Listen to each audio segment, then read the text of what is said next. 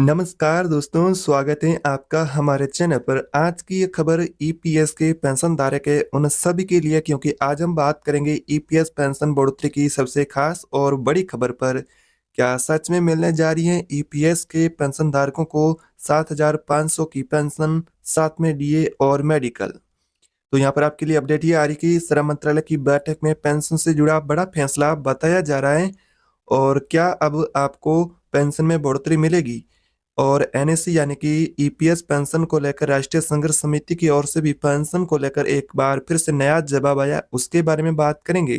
पूरा सच हर अपडेट जानने के लिए वीडियो को अंत तक जरूर देखें, क्योंकि आगे की जानकारी वो हर पेंशनर्स के लिए खास और न्यू जानकारी होने वाली है। तो आप ये वीडियो ध्यान से देखें। दोस्तों, ईपीएस पेंशन योजना की शुरुआत 1995 हुई थी और आज देश भर में इस पेंशन के लगभग 78 लाख पेंशन भोगी लाभार्थी इसके तहत आते हैं, यानी कि जुड़े हुए हैं, जिनको मात्र 1000-2000 की पेंशन मिलती हैं। इसलिए पिछले कई सालों से एनएससी नेशनल संघर्ष समिति लगातार सरकार से मांग कर रही है कि न्यूनतम पेंशन 7,500 की जाए, महंगाई भत्ता डीए जोड़ा जाए और मेडिकल की सुविधा का लाभ भी दिया जाए।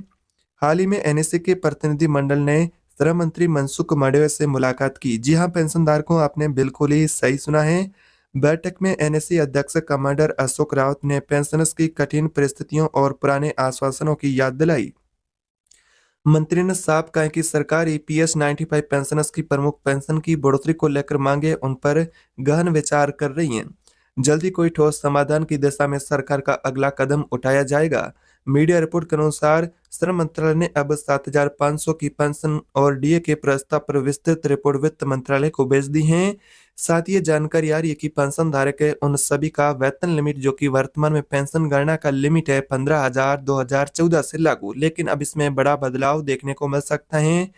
यानी कि ये भी जानकारी आ रही है, एनएससी का कहना है कि जब तक कोई आधिकारिक सरकार आदेश जारी नहीं करती है, यानी कि सरकार से कोई आधिकारिक आदेश जारी नहीं होता है, तब तक आंदोलन जारी रहेगा। लेकिन इस बार एक फर्क है, क्योंकि पहली बार श्रम मंत्रालय खुद ने यहाँ पर भरोसा दिया है, यानी कि श्रम मंत्रालय के द्वारा, यानी कि कहे तो श्रम मंत्री ने खुद भरोसा दिलाया है कि इस मुद्दे पर सरकार अंतिम समाधान जरूर निकालेगी। पेंशनर्स को अब उम्मीद है कि दिसंबर या फिर जनवरी की जो सीबीटी की मीटिंग है वो इस पर अंतिम फैसला ला सकती हैं। सीबीटी यानी कि central board of trustee, CBT EPFO की सर्वोच्च समिति है जो पेंशन दर और बदलाव पर अंतिम मंजूरी देती है।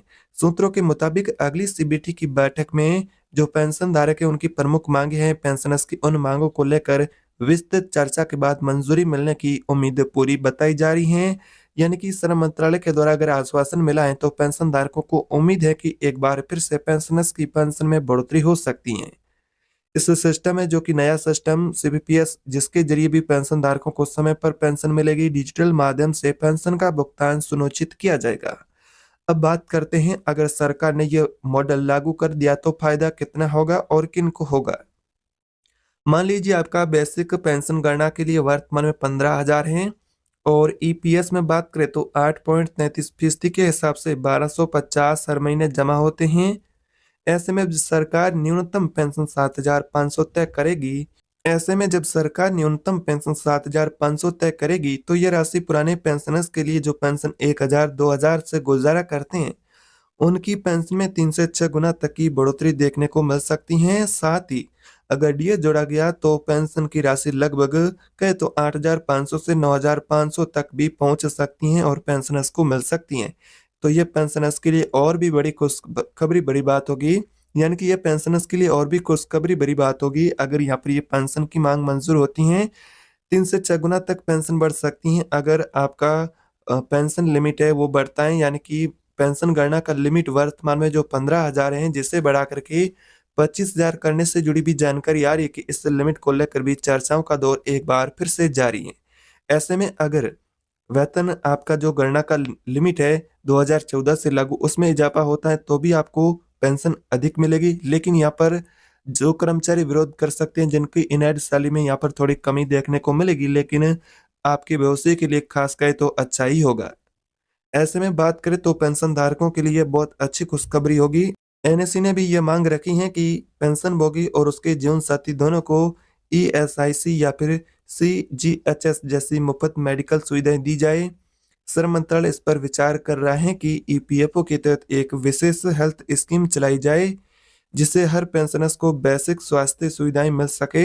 इसी के साथ ही महंगाई भत्ता डीए को हर 6 महीने में तय करने का प्रस्ताव है, ठीक वैसे ही जैसे कि केंद्रीय कर्मचारी पेंशनर्स को मिलता है, यानी कि केंद्रीय पेंशनर से उनको मिलता है। इसी तरह पेंशन धारक के ईपीएस के उनके लिए भी लागू करने को लेकर चर्चाओं का दौर एक बार फिर से तेज हो चुका है।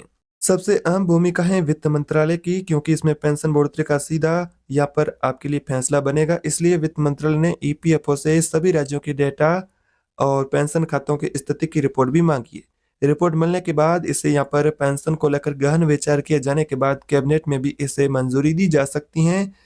यह प्रक्रिया फिलहाल अभी विचाराधीन है, जिसको लेकर अभी ऑफिशियली कहे तो कोई आधिकारिक नोटिफिकेशन जारी नहीं हुआ है। अगर सब कुछ तय योजना के अनुसार चला तो जनवरी से मार्च में 2026 का जो बजट है, यानी कि बजट सत्र में इसे पेंशन धारकों के लिए खुशखबरी भी आ सकती है। जनवरी से मार्च 2026 के बीच में ये फैसला लागू होता है, तो सरकार चाहती है कि इसे बजट सत्र 2026 से पहले लागू किया जाए ताकि पेंशनर्स को राहत मिल सके। हालांकि अभी तक कोई आधिकारिक घोषणा नोटिफिकेशन जारी नहीं हुआ है, इसलिए हम अंतिम घोषणा का अब इंतजार हमें करना होगा। तो दोस्तों, ये थी पेंशन से जुड़ी आप सभी ईपीएस पेंशनर्स के लिए खबर।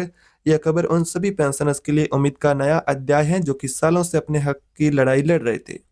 सरकार ने सकारात्मक पेंशन को लेकर संकेत दिया है।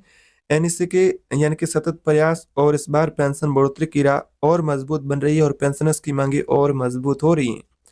अगर आप भी ईपीएस के पेंशनर हैं या फिर आपके परिवार में कोई ईपीएस का पेंशनर है तो उसके साथ वीडियोस जरूर शेयर करें ताकि हर पेंशन धारक तक ये जानकारी पहुंचे। और याद रखिएगा, ऐसी ही नई अपडेट ईपीएफ और ईपीएस 95 पेंशन से जुड़ी ताज़ा जानकारी पाने के लिए चैनल को सब्सक्राइब करना न भूलें। अगर आप भी ऐसी सरकारी योजना, पेंशन अपडेट और डीए न्यूज अपडेट पाना चाहते हैं तो चैनल को सब्सक्राइब कर वीडियो को लाइक करें, शेयर करें ऐसी अपडेट पाने के लिए। तो मिलते हैं अगले वीडियो में नई अपडेट के साथ, तब तक के लिए जय हिंद।